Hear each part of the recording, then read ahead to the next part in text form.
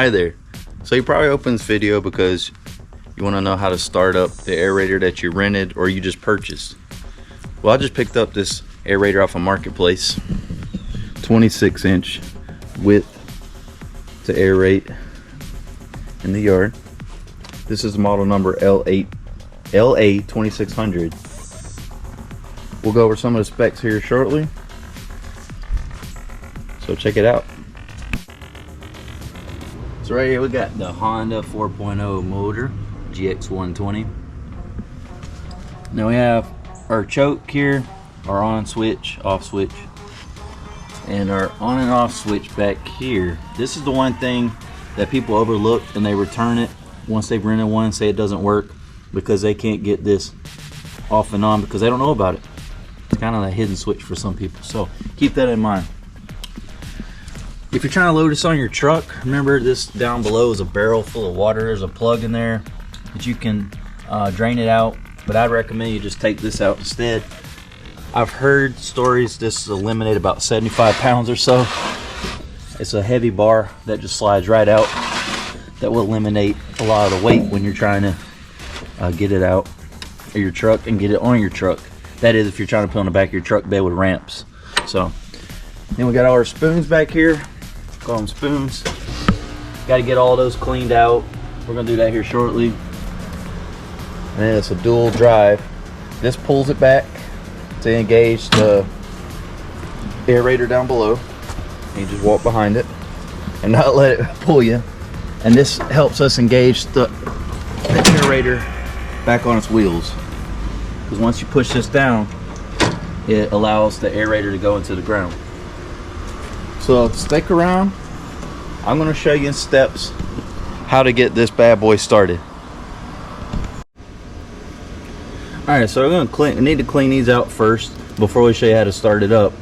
So if you pick this up rented, make sure that you get all these spoons cleaned out so that when you dive into the ground with these spikes that you're doing an efficient job. So I'm just going to grab a standard screwdriver, Phillips, flathead, whatever works, anything that's like a point, and I can't find my regular hammer, but yeah, this will work. So what we're gonna do is just cleaning out all these spikes here.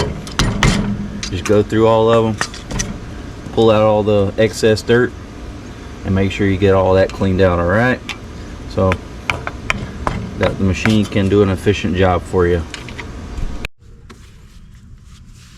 All right, now we got these spoons cleaned out for the most part. The next thing you want to check before you move forward is all these nuts and bolts right here. So I'm going to use, I found a loose one right here, so I'm going to use an angle drill and a pair of strong pliers to secure this one.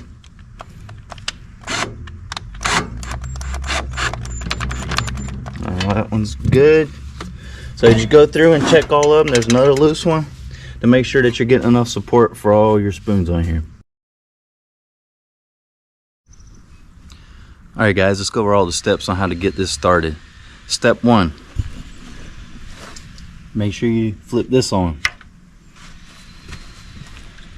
And make sure the one at the bottom that says on goes all the way over.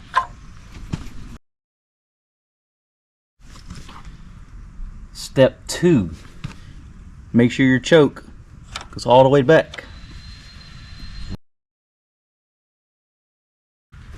Alright, once you have all those steps done, step 3, just pull it until it starts. Let it warm up a little bit in the choke, and then push it over. Let it warm up. Alright, now while we're letting that thing warm up over there, I'm going to show you, we're going to aerate this part of the yard. Well, actually, we're going to do the whole backyard. I'm going to do a little spot here just to show you what it's going to look like. Check it out.